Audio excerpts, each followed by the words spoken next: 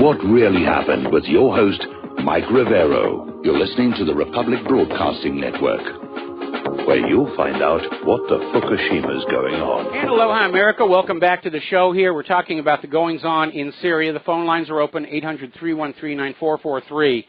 And apparently there's a growing concern, this is reported by Reuters, where the U.S. is expanding its presence in the Syrian desert. This is reports from the rebels that the U.S. is backing and supporting. In other words, more weapons are going in, more U.S. troops are going on in. And apparently the U.S. has now brought in a long-range surface-to-surface missile system from Jordan with a 300-mile range. That is some serious, serious artillery. And obviously puts the lie to the fact that they're there to get ISIS. And the concern is that it is increasing the risk of a direct ground confrontation between the U.S. forces and the Syrian government forces, not to mention the Russians. So, Rand Paul is out there asking, again, a good question. Why should we give money or arms to Saudi Arabia knowing it's going to end up in the hands of ISIS? Because we have seen that pattern repeat all over the Middle East. Oh, we're only giving weapons to the moderate rebels. And then every time they clean out another ISIS base, they find those weapons. Now, over in Qatar, the U.S. ambassador to Qatar has quit. Guess got fed up with that. And she's leaving her post as diplomatic tensions flare among the Gulf nations. Dana Shell Smith said that her time at the State Department is ending later this month and gave no other reasons for the departure. Now, Defense Secretary James Mattis is out there saying this is all Russia's fault. That Russia is behind this whole Qatar situation. It's all their fault. And again, nothing to back that up, but blame Russia is the automatic knee-jerk response. They're trying to demonize Russia and get you all ready. Oh, yes, those Russians are evil. Those Russians are terrible. Here, take my money. Take the lives of my children. We got to get those gosh darn Ruskies.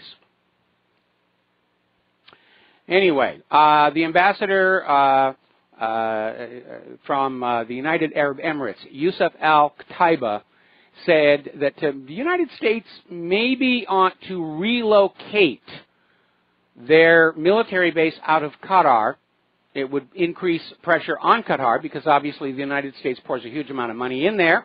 And it is their largest military base in the Middle East. So they're still out there trying to turn this into a war. Now, as we mentioned yesterday, Iran is deploying some of their warships into the Gulf of Oman. They're in international waters where they have every right to be. And apparently, last report, they are there to prevent the feud between Saudi Arabia and Qatar from interfering with those tanker shipping transit corridors. But the Gulf of Aden littoral states are apparently making deliberate attempts to disrupt the presence of the Iranian naval vessels, even though they are in international water. And that, of course, is a violation of international law. Iran is saying that the Saudis continue to support militants inside Iran who are trying to destabilize that country and bring it down.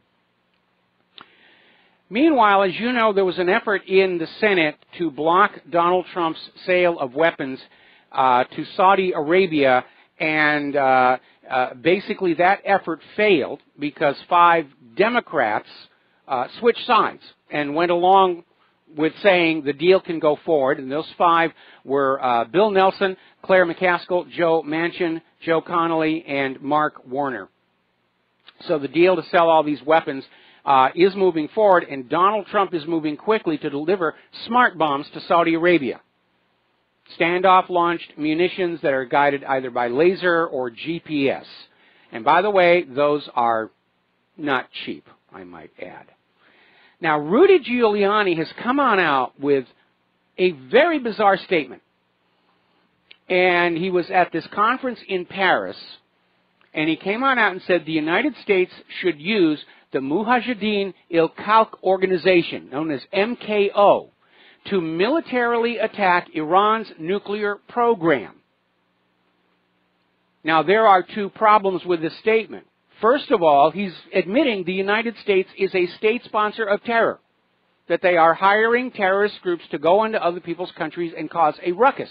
And notice that Giuliani isn't talking about nuclear weapons, but attacking Iran's nuclear power stations, which violates the terms of the Nuclear Non-Proliferation Treaty, which both the U.S. and Iran have signed and ratified. Amazing. Secretary of Defense Mattis is also admitting we're not winning in Afghanistan. We need more money from the American people. We need more of your children. We can win in Afghanistan. There is a reason Afghanistan is called the graveyard of empires. The British found that out the hard way, so did the Soviet Union. The last military commander to totally conquer and hang on to Afghanistan was Alexander the Great, and he only kept it for 3 years. We're going to do a quick shout out to our on-air affiliates just now rejoining our network.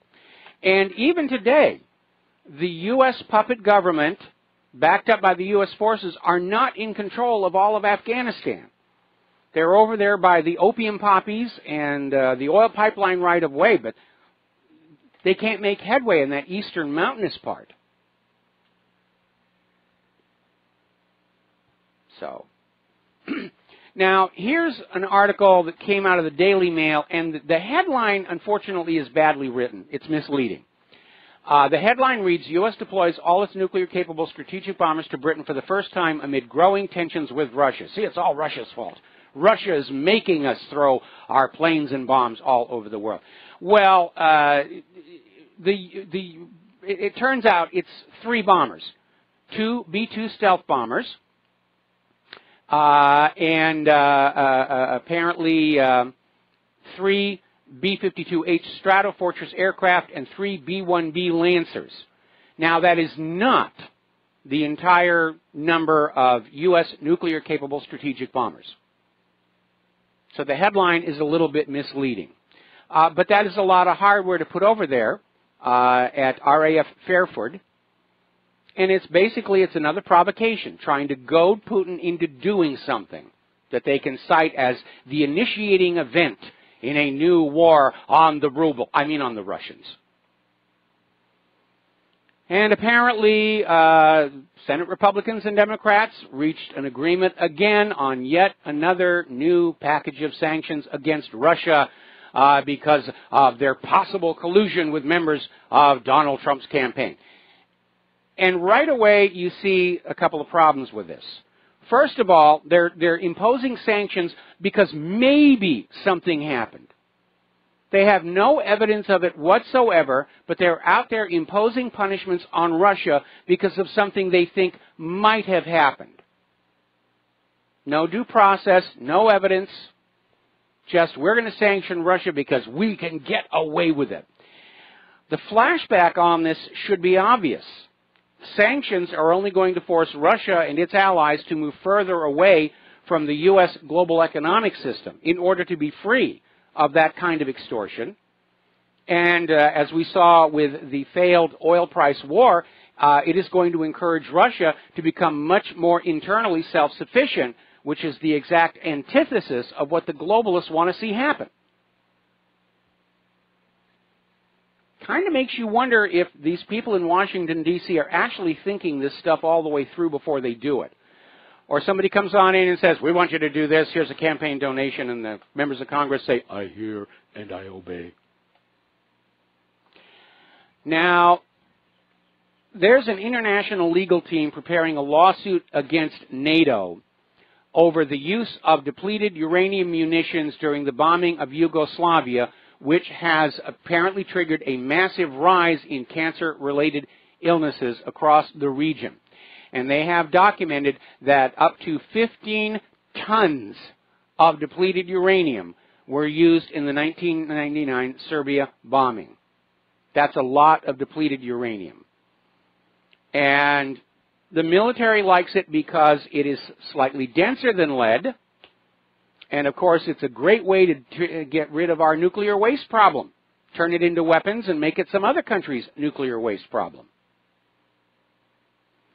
Now, yesterday we were talking about how North Korea made the gesture of returning a student Otto Warmbier back to his family in the U.S. He'd been sentenced to 15 years at hard labor for hostile actions against the North Korean government. And it looked like it was a nice gesture to do, but as it turns out, it was more of a medevac than a release. He's apparently suffered serious medical complications. He's been in a coma for a year. So it was less humanitarian than we need this guy out of here. And as of right now, 3 more Americans remain imprisoned in North Korea, again, under charges of hostile acts. And it could be that they were engaging in espionage and they got caught, because we don't know what the exact legal definition of a hostile act is in North Korean law. Meanwhile, down in South Korea, as you know, there are 2 U.S. terminal high-altitude area defense launchers in place on a South Korean golf course. And the U.S. is now trying to bring pressure to bear against South Korea's new president, Moon Jae-in, to allow the deployment of a full THAAD battery. They're trying to come back in and get more of those missiles in there. President Moon Jae-in, of course, wants to de-escalate the situation, wants to talk to Kim Jong-un about reunification of Korea. All right. Now, there's been a new report compiled by the Columbia Law School Human Rights Clinic and the Sana Center for Strategic Studies, and it is estimated that the United States only officially admits to about 1/5 of their drone strikes, which end up killing people. And obviously, this hurts accountability. It hurts the credibility of the U.S. government, as if they actually still had any. And the fact that the U.S. has been deliberately evasive about the drone program is nothing new. They've been evasive about not only how many drone strikes are going on in and how many people are being killed, they're evasive about how targets are selected. And as it turns out, their targeting is based on profiling. They don't actually have any evidence that the people they're aiming at represent a threat. There was one horrible incident where apparently the profile was that exceptionally tall people would be assumed to be in the military. And therefore, tall people were being targeted, just for being tall. And there was an incident where the cameras on the drone saw a tall gentleman in a crowd, and they hit the target. And it turned out it was a teacher with a group of students walking along the street. And the teacher was just normal size, but he looked big because he was surrounded by these kids, and they blew them all to ribbons.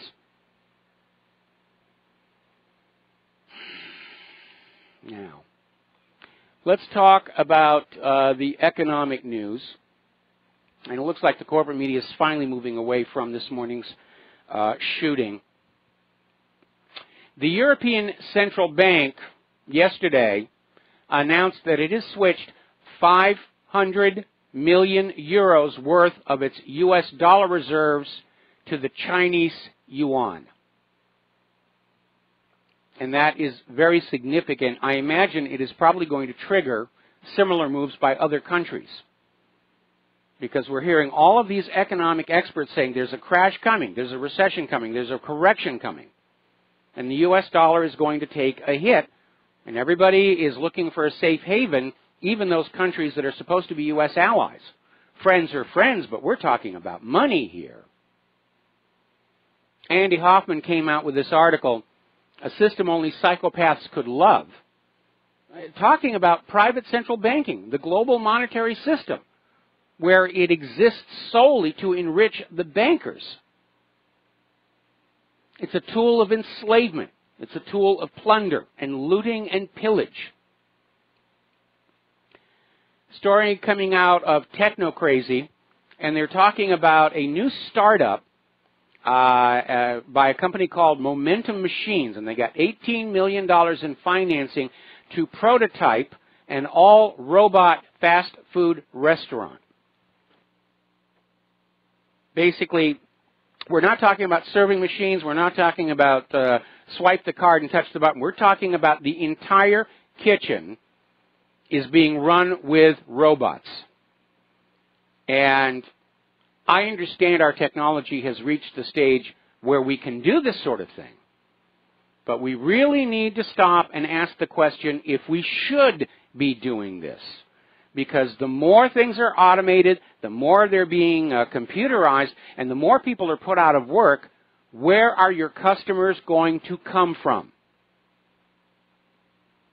And again, we have too many businesses worshiping at the altar of Adam Smith, thinking that if I am personally greedy and selfish and profit-driven, that somehow the whole system will improve. And history has shown that to be a lie. Nobel Prize-winning mathematician John Nash proved it was a lie in his doctoral dissertation. And the defenders of the automation and the rush to robots are saying, well, it's time for a national minimum subsidy for people. We're just going to give people money so that they can go out and buy stuff at the stores. I think, in a way, it's a repeat of communism, and we know that communism ultimately did not work. I know there are people who want to just sit at home and do nothing and be lazy and everything, but most people, they want a job. Not just for the money, but for the pride of saying, I do this, I'm out here working on this. And apparently more and more banks are starting a program of having ATM-only branches, which means the bank tellers are going to start losing their jobs. Meanwhile, it's shaping up that this year is going to be the worst retail Mageddon in recent history. More than 300 retailers have already filed for bankruptcy. Venerable toy store Toys R Us, they're in trouble. Their net sales plunged $113 million. It was not a good Christmas shopping season. Sears is now indicating that they may just shut down all of their stores in Canada. They just can't make it up there any longer. And over at Uber, everybody is jumping ship. They are currently without a CEO, a COO, a CTO, or a CFO. There is no top management over at Uber right now, as that grinds to a halt. It was an interesting idea. I think it had some serious problems. Certainly there was a pushback from professional taxi cab companies. But again, there were all the stories about how the Uber drivers were being robbed by passengers who would simply call for a ride. And there were some reverse cases where some of the people that signed up as Uber drivers were assaulting the passengers. So I don't think it was all that good anyway. Meanwhile, the Wall Street Journal is reporting that General Motors is extending the typical summer shutdown at some of their U.S. factories to deal with the slumping sales of new cars and the bloated inventory. And we've been talking about that. They're literally having to lease fields to store all these brand new cars that nobody has the money to buy. And nobody wants to take out a car loan because we don't know that we're going to have our jobs 2-3 months down the road and make that payment. It's the same reason people don't want to take out mortgages. There's no confidence in the U.S. economy right now. And ever since 2008, and in fact long before that, repeal of Glass-Steagall, for example, everything the U.S. government does with regard to the national economic policy is designed to favor Wall Street, the big banks, and the corporations. And it has reached a point where it could all collapse. And because of globalism, it's affecting everybody. Down in Australia, they're hitting a rough patch. Their growth slowed to 1.7% in the March quarter, hit by bad weather and weak consumer spending. And that last one is a much more important factor than the weather. And yes, they've had some wild weather. Winter has come in very early down there. But if people don't have money, they're not going to buy things. It's that simple. Why do you not understand that? We'll be right back. And aloha, America. Welcome back to our show here. And the Corbin Media is already back to this morning's tragic shooting. And it is a tragedy, and our sympathies are extended to the families of everybody who was caught up in this horrible incident. But again, we're seeing the liberals just shameless, vile comments about, oh, they're glad this happened. Oh, good, somebody finally shot the Republicans here. Now, earlier this year over at MSNBC, their supposed counterterrorism analyst Malcolm Nance actually called for ISIS to bomb Trump Tower, Istanbul.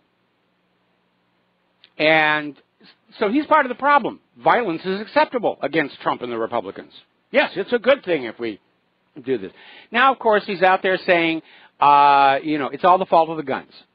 It's all the fault of the guns. That's like saying cars are to blame for drunk driving fatalities. I grew up in an age where it was actions that were punished, not possessions. And again, there has never been a gun ban in history that disarmed the criminals. Not one.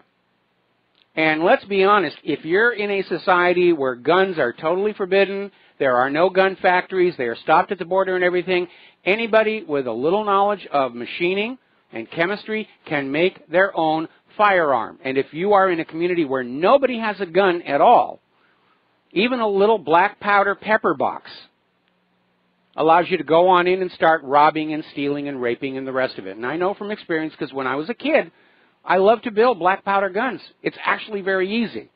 I will admit I stumbled badly on this AR-15, which was very, very daunting. But again, a zip gun, something like that, it's really easy to do. You're never going to do that. Getting on back to the economy, we were talking about the displacement of human workers with robots. And Bill Gates, again, who's very high, pro-technology and pro-robots and everything, and he thinks robot workers are the way to go. And he says the way you're going to deal with, the robots taking over human jobs is you tax them. You're going to tax the robots. I mean, if they're working, they should pay taxes like anybody else. It's going to be hard to kind of calculate that since they're not actually being paid. And it's another good example of an idea that sounds really good but was not thought all the way through because you're adding costs on top of a developing new technology which will slow its growth, and maybe that's what Bill Gates is after. But you know, any new tax taken by the government is not going to come back to help the people displaced by the robots.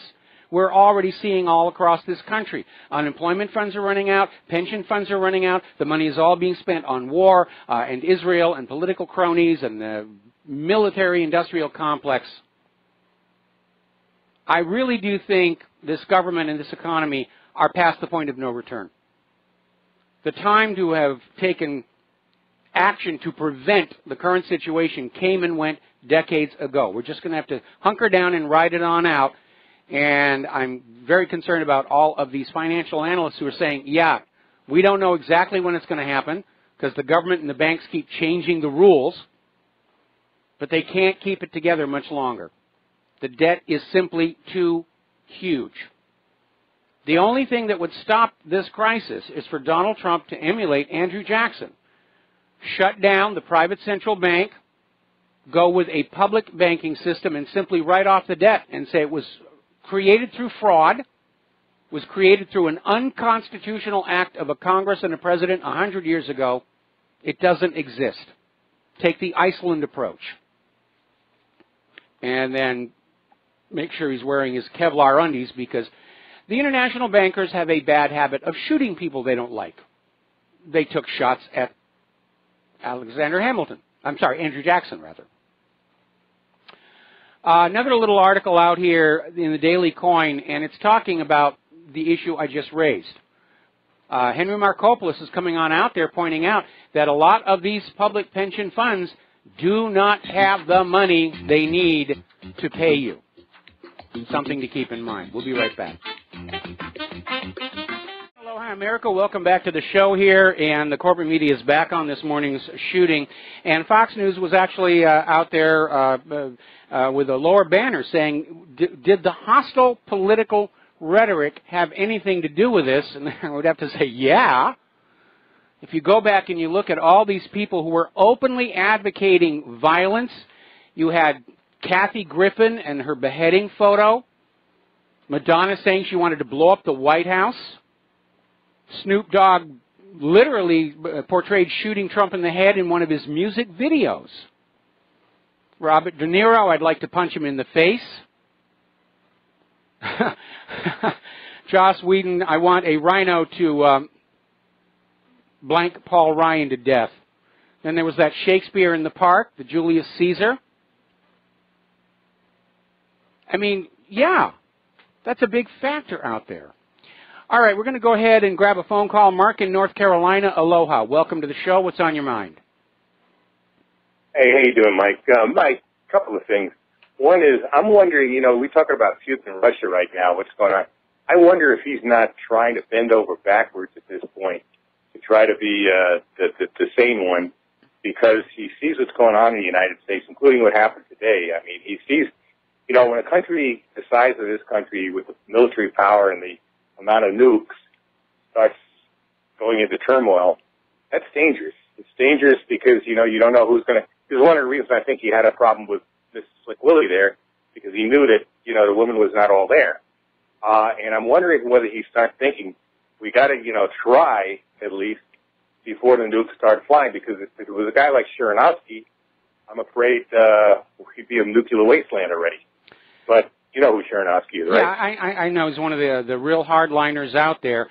And yeah, but you know, but as far as the social justice warriors go, if they want war with the American people, man, they're going to lose.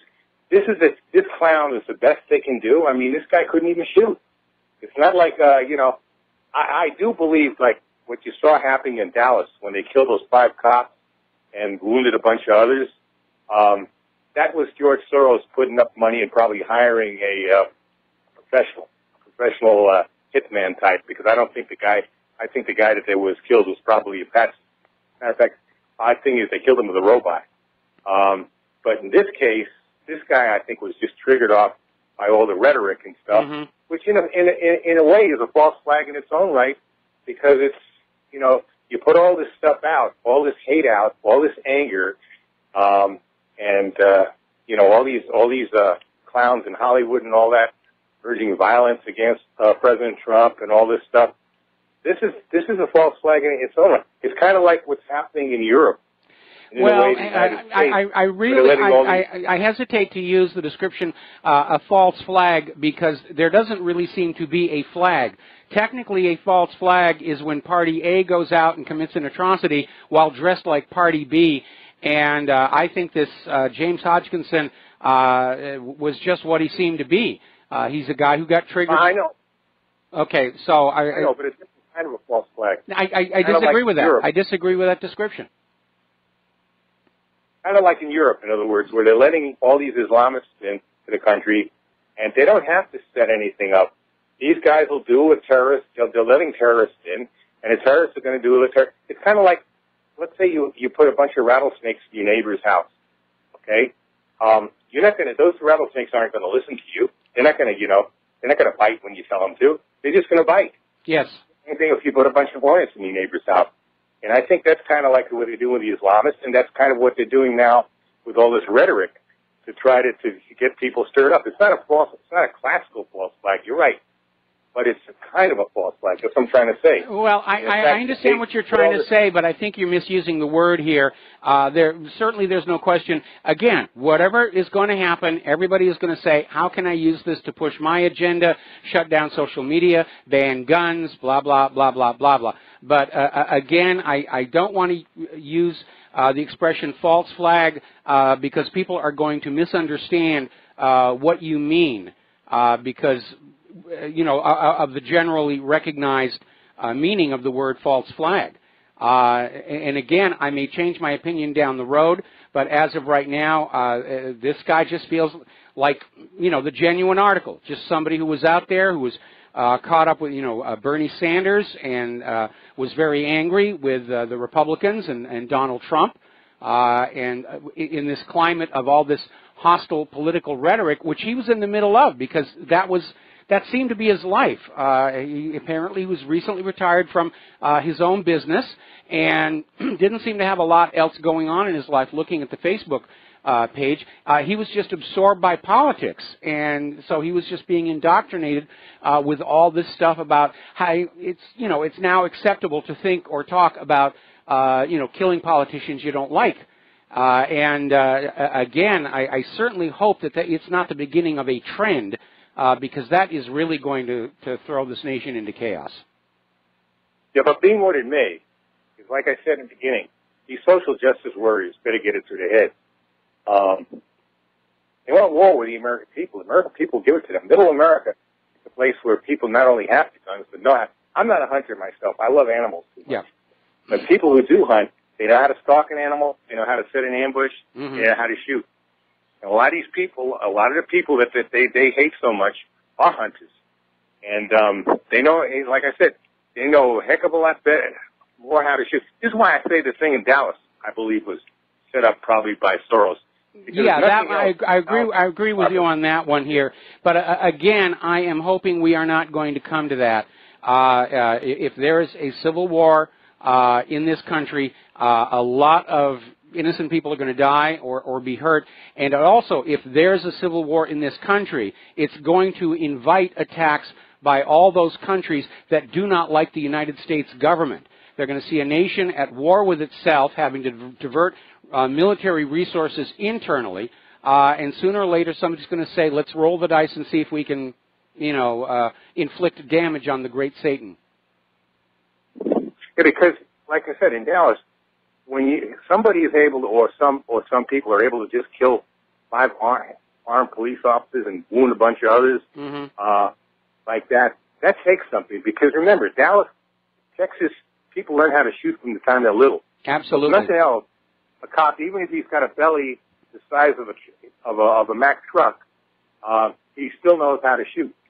Okay? Yes. And the fact of the matter is that it's not like the New York City Police Department where they start shooting and they shoot everything else but who they're shooting at. But the people, they know how to shoot. So for this guy, or guys, or whoever it was that did this, to take on that many armed cops and do the damage they were able to do, that tells me that this wasn't just somebody that just went off the deep end. I agree with you on that one. I agree with you on that one. But today's situation with this James Hodgkinson, it's feeling like it was just him. Now, the FBI is out there saying... I agree. The FBI is out there saying they're still investigating, but they consider the matter pretty much closed and over and done with. They're asking for people who may have information about what was going on to call the tip line, and I imagine they're going to get a lot of hoax calls, which inevitably happens. People just think it's funny to get on in and mess with the investigation here. I'm sorry, I agree with you on that also, by the way, just like you agree. I'm just saying, it's my interpretation of a kind of a false flag. But I can understand what you're saying, that it's not good to even mention the term false flag unless it's actually somebody setting up. It's just that this rhetoric is causing violence, and the left knows it when they put all this violence out. Because they know there's a lot of people that aren't wrapped too tight, like this guy, yeah. And they go berserk. Fortunately, this guy didn't know how to shoot. If he had known how to shoot, he'd have had about, I don't know, he'd have probably killed at least half of those congressmen or senators and stuff, and probably the Capitol Police guards too, or cops or whatever. Okay. Okay. It would have been an even sadder situation than it is now. But fortunately, the guy didn't know what he was doing. No, he didn't. Thank God for that. And it almost raises the question. If he didn't know how to handle that gun, did somebody give it to him? Where did he get it? I mean, the police are having their little conference, their little press conference here right now. I'm trying to keep an eye on that. But I think I caught something where they're saying that the car he actually was driving in Virginia was not from Illinois, so he got a vehicle somewhere else. So I don't know. He was living in the van? They had been living in Virginia they say he was living in Virginia for the last few months. He had moved to Virginia. But they also say he was like living out of his car. So how he was able to get an address to be able to buy to get a proper address in order to buy I don't know, was it an AR-15? Did they figure it out yet? Yeah, they're saying it's an AR-15. They're saying it's an AR-15, and of course we don't know when he got it. Again, I'm getting emails from people in Illinois that if you're outside Chicago and you've got the appropriate FOI card, that you can buy an AR-15. He may have had this thing for a very long time. You can in North Carolina, too, very easily. Just go to the store, you got the money, they do a, momentary background check, and you got it. Mm-hmm. As a matter of fact, in North Carolina, you can carry it open. So. Yeah. And by the way, I'm not criticizing that. I think the more rights you have to guns, the more decent people have a right to this gun, the better it is, the more the criminals understand that, and the more even a potentially abusive government understands that. So, that's what the Second Amendment is for. So I have no problem. I think it's great. I think, matter of fact, I like constitutional carry, the way they have them. Believe it or not, they even have in liberal Vermont. And they're trying to pass here in North Carolina. I think certainly the gun grabbers are going to be trying to use this incident to say, we should fight back on all of these things. And but again, he wasn't carrying concealed. It was just out there in the open. And again, when I was a kid, everybody had a gun. On your 12th birthday, you would get, boy or girl, 12th birthday, you got your first gun, and you were taught how to use it safely, and we all used it safely. My mother was a very good hunter. She bagged quite a few deer, which are very tasty if prepared properly. And there were shooting clubs at the school. There were classes in school on the proper care of handling a gun. And that's why there weren't any accidents. In all the years I lived in that little town in New Hampshire I grew up in, there was only one mishap with a gun, and that appeared to have been an attempted suicide that went horribly wrong. I can't say the same for New York, where I grew up, because you had the Sullivan law in New York City. So it was always a major problem to have for a citizen to carry a gun, That's why, other than if you're a peace officer. But New York City was an exception at that time. Most places, it was easy to have a gun. Until I moved out of New York, I didn't realize how easy it was to have a gun, unless you were a peace officer, But I was a peace officer when I was living in New York, so I understood it was considered a great privilege that, I can carry a gun, blah, blah, blah, I can carry it off duty. But the fact of the matter is, it shouldn't be a privilege. It is your right. I don't care if you're a peace officer or if you're just a regular citizen. You should have as much right to carry that weapon as any policeman, any federal agent, or anybody else. That is your right under the Constitution. Well, let's get away from that issue about the police officers. I mean, you should have a right to carry a gun if you're living in a neighborhood where there are criminals carrying guns. Because if the criminals are aware that some of the people in that crowd are carrying firearms concealed, they're going to be less inclined to try and rob people or go off on a tear. Have you noticed all those mass shooters, the gun grabbers like to wave at us, they're always taking place in those gun-free zones. And that's obviously deliberate. These nutcases with their brains melted on prescription antidepressants, they don't want to get shot in return. They're out there to have fun. They're out there for the thrill of it. They're going to go into these movie theaters or shopping malls with the prominent gun-free zone signs, and they're just going to have a lot of fun until, somebody takes them down or they decide that they don't want to go to jail and they commit suicide. And again, there's a very consistent thread through all of these situations, of these prescription antidepressants. Well, you and me don't have an argument in that. Matter of fact, that's where I would put the restrictions on, these antidepressants. I'd put some of these pharmaceutical companies in jail, as a matter of fact, the executives of some of it, for peddling this garbage. Well, unfortunately, because of the way corporate law is written in this country, unless a corporate executive is proven to have intentionally done something illegal, they cannot be held personally liable for what their corporation does if it goes bankrupt. You have to actually prove malice aforethought in saying we deliberately put out this dangerous product. Now, they are going after these 5 pharmaceutical corporations for incentivizing doctors to overprescribe opiates in order to create a population of opiate addicts as a permanent financial base. And I think they should be putting them in jail for that. Absolutely. Absolutely. Any psych drugs, Prozac, the whole thing. This is poison, and especially when you give it to kids, it's even worse.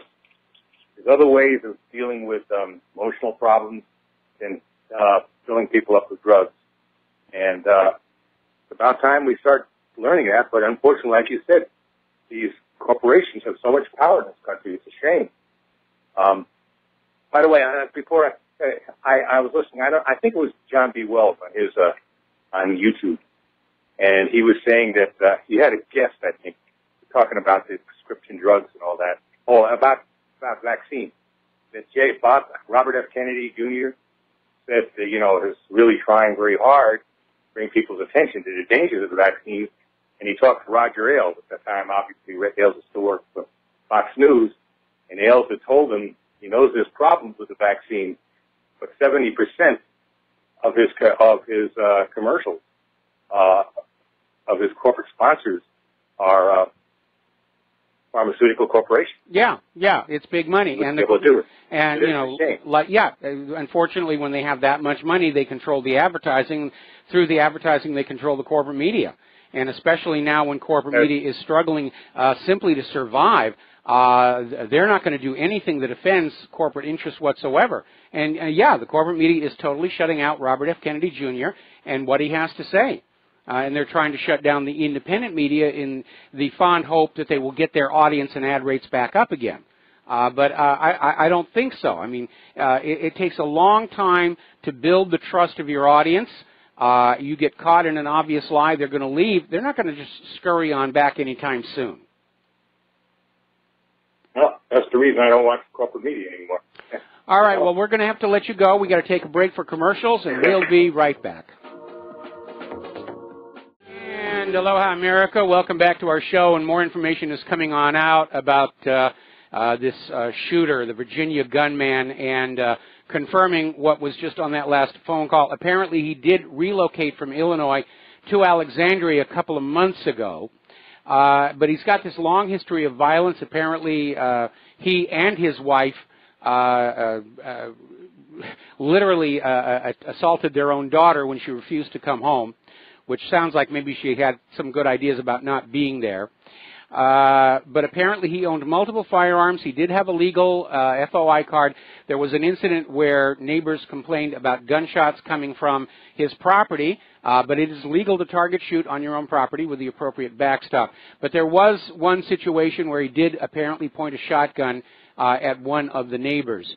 So the warning signs were definitely out there.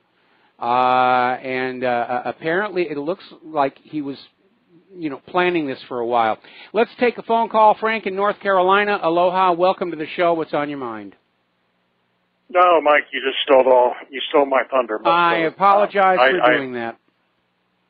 Yeah, I don't know if I had a whole lot more than that, but yeah, he sounds like he was pretty reckless. I mean, his neighbor said he would just go out and recklessly shoot, in the woods behind his house where there were houses on the other side of the woods. So, that's a real easy way for innocent people to get killed and maimed. It's absolutely. And I mean, we had a guy. We had some guys years ago when I was growing up. I was like a teenager. But there was this amusement park with an outdoor pool where they had the big wave-making machine. It's kind of a Six Flags Over Georgia type park, and these guys were, target shooting, messing around with their AK-47 style rifles, and they were 2 miles away, and those bullets were hitting people and killing people in that pool, and they had no idea where the bullets were coming from. The guys didn't mean to do it; they were just being ignorant and reckless. You have to really. The law is very clear. When you pull that trigger, you are responsible for wherever that bullet goes. And that is absolutely the law. So you can't just say, I didn't intend for this thing to hit some kid, 4 blocks over. That's not going to cut it. When you pull that trigger, you are legally responsible for where that bullet is going to wind up. And that is, and again, when we were taught gun safety, was to always know what your target was, what was behind the target, and if you're target shooting, to make sure that that bullet has a backstop of some kind. A pile of sand or whatever. And I remember when I was in my black powder building phase, because the normal indoor commercial gun ranges would not allow you to shoot black powder because of all the smoke and everything. I would drive up way into the San Gabriel Mountains. There was an outdoor gun range where you could shoot black powder.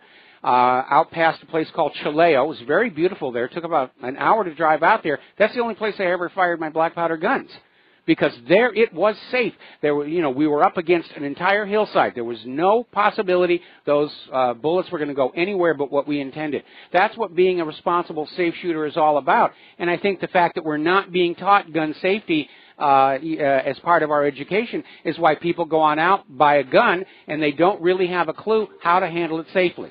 All right, thank you very much for the phone call, Frank. We're going to take a break for station identification, and we'll be right back.